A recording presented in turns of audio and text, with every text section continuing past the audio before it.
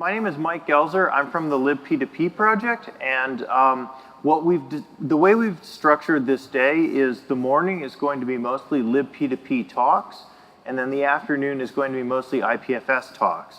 So in order to ensure that we're kind of all in the same frame of reference, I wanted to come in and start out with just an introduction to libp2p, just so everyone's sort of clear on what libp2p is. So here's a brief introduction to what libp2p is.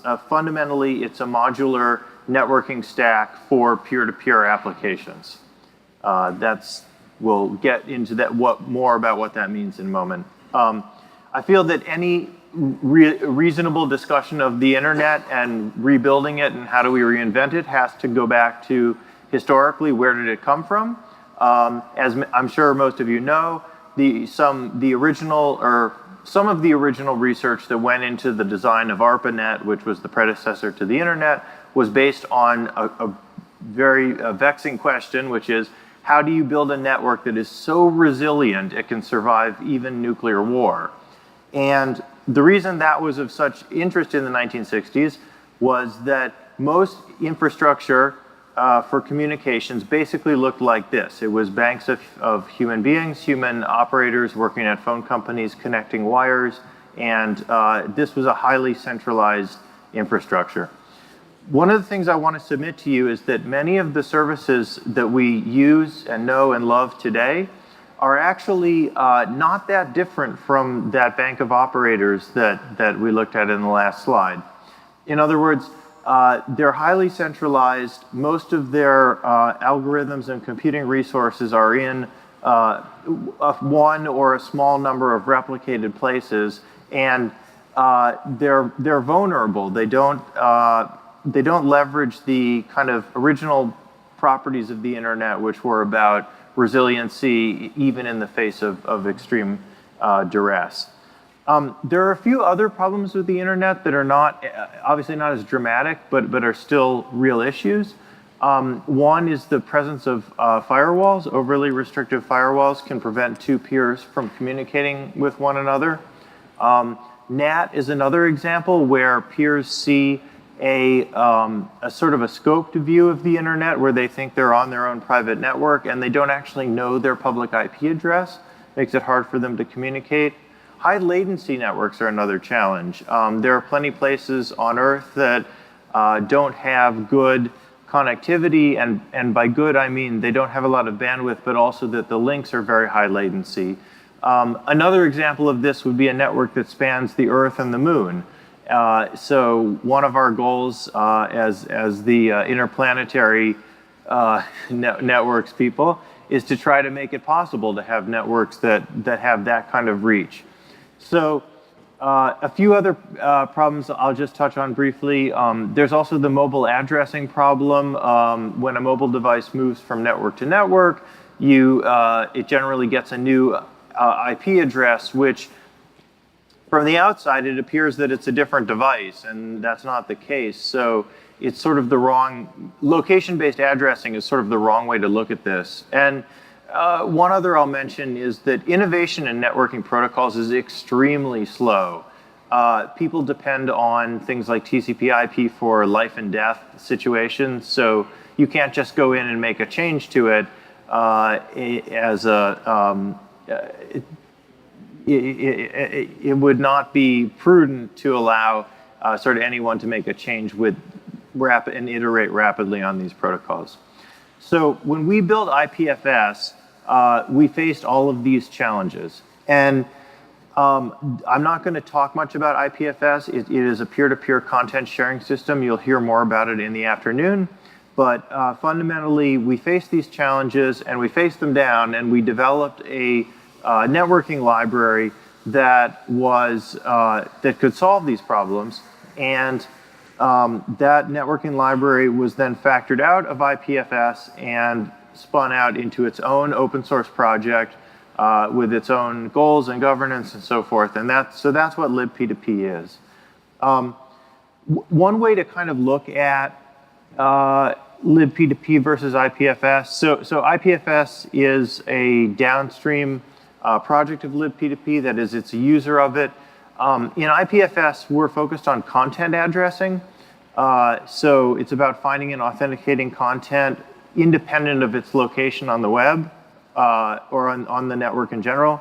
libp2p is about process addressing. It's about finding and authenticating content that, finding and authenticating processes on the network, again, independent of their location. Now, I want to explain it in a little more detail. What exactly is libp2p? As you can guess from the name, it's a library, but we see it as, rather than a monolithic library, a set of building blocks. And if you're developing a peer-to-peer application, you can choose which building blocks are appropriate to your application and use those and not use the others. That's the model we're going after. Each building block has an API. It's documented. You can see here some of the docs for different building blocks I've shown you. And each of these is, I think well documented. We have different language implementations. Some, the docs are more mature than others, but you get the basic idea. And so all of these pieces then come together and they form what we call libp2p in aggregate. We also have examples and tutorials to help you get started. Again, we have this content for each of our language implementations. One of the things that a lot of people ask is how does libp2p differ from the standard OSI model, the 7-layer model? I think this is in every networking textbook that's been written the past 30 years. So I just want to talk about this a little bit because I think it helps explain sort of the vision behind libp2p. The OSI model, the first thing to acknowledge about it is that it's not really how the internet works. This may have been true in like the 1970s or something, but basically the internet of today has merged some layers together and has also sort of bifurcated some of the layers. So I think the purple model on the right is probably a more accurate reflection of how today's centralized internet works. But even if we were rigorously adhering to the OSI model, there's a couple of shortcomings that arise. First, there's the problem of duplicated effort. So encryption is a good example. If you connect to a VPN, you now have an encrypted connection. If you then use that VPN to open a browser to another website, you're re-encrypting traffic that is already encrypted, which is both unnecessary and inefficient. There are also inefficiencies around the fact that high-level application protocols don't know anything about what's going on at the lower layers. For all of those reasons, libp2p is designed differently. Each of our building blocks is focused on achieving a specific function, irrespective of sort of what layer that would be at. And so you have building blocks that span different layers. You have blocks that overlap between layers. And it's really, what we're really aiming for is to kind of fundamentally rethink networking on the internet from a decentralized peer-to-peer standpoint. So let me talk a little bit about where the project is today, the progress, and what's left to be done. So as I said, we have 3 officially supported language implementations, JavaScript, Go, and Rust. We also have other community contributed implementations, like the C# implementation is being developed entirely by the community. There's no one at PL working on that, but they're making substantial progress. And then some other languages, in addition, have built out some of the libp2p components as part of their, again, community-driven efforts to improve and expand libp2p. One of the things that makes libp2p unique, and this is not immediately obvious, but it's very important, is that because we have a JavaScript implementation, it runs in browsers, and in particular, it'll run just as well in your desktop browser as it will in a mobile browser. That's important because if decentralization and peer-to-peer are going to succeed, they have to run on mobile. because that's the direction everything is going. It's quite clear at this point that you have a younger people who don't even buy laptops anymore. They do everything on a mobile device, and I think that trend is just going to continue. So that's an important aspect of what we're doing with libp2p. We have a strong community. We have over, you can read the statistics on the slide for yourself, but we have a large number of contributors, and we have a large number of active contributors, and that's obviously very important. We have also a large number of projects that are building on top of libp2p. So just showing some examples here, you're going to hear more in this morning session about who are some people who are building on top of libp2p and how are they using it. I also want to highlight a couple that we're particularly excited about. Ethereum is likely to adopt at least parts of libp2p very soon, and more of it as time goes on.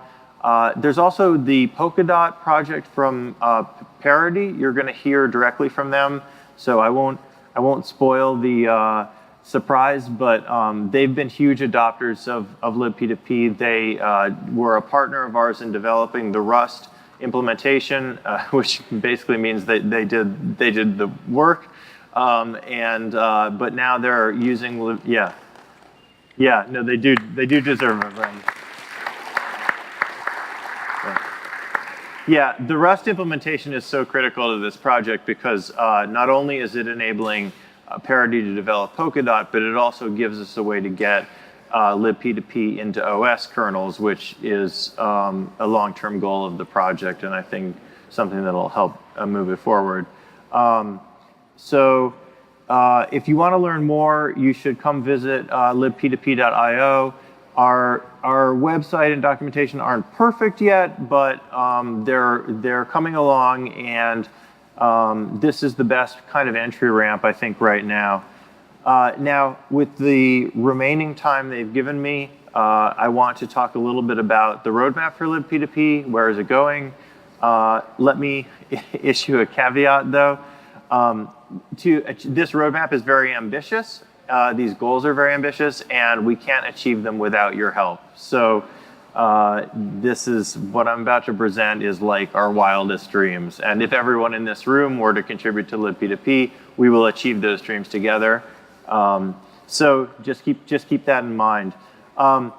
In the short term, I think the biggest thing we want to do is level up our specifications. Right now, we have a published libp2p spec. I think we need to make it a little clearer. Then in the kind of short to medium term, we want to get libp2p packaged into language runtimes. So if you're programming in Python or whatever, you can just import libp2p and you'll be able to use the networking functionality of libp2p in your native language. In the longer but still medium term, our hope is that libp2p becomes the main platform for network innovation. So I mentioned earlier, it's very hard to innovate in network protocols. It's a very slow process. We want libp2p to be the place where we can iterate rapidly and innovate rapidly, because right now there's no plane that's going to fall out of the sky if there's a bug in libp2p, which is not the same as what's going on in older network protocols. And then, 2 years out, I think the most important thing from our point of view is that we really hope libp2p becomes the default networking stack. If that actually happens, it means the internet has truly decentralized itself. And I think that would be a tremendous boon for humanity. And it'll unleash creativity that we can't even imagine today. So I think I already plugged our website. Just please, you should come join us. And that is the end of my talk. So thank you very much.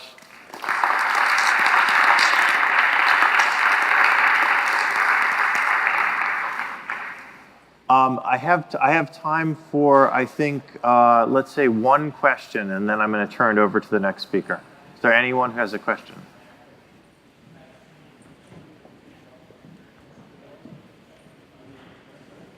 Okay, sure. You, sir. Oh, are we supposed to give him a mic?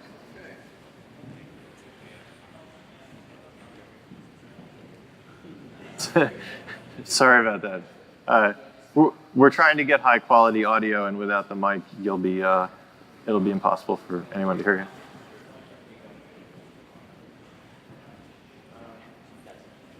you. No, it's not. Oh, there you go. I come from a gaming background, and like peer-to-peer has been super difficult to do for like individual game developers and stuff. But one fear I have is like latency and stuff like that. I feel like a decentralized stack, distributed stack like that could be like a lot slower if I were to do like talking about my game status and stuff like that.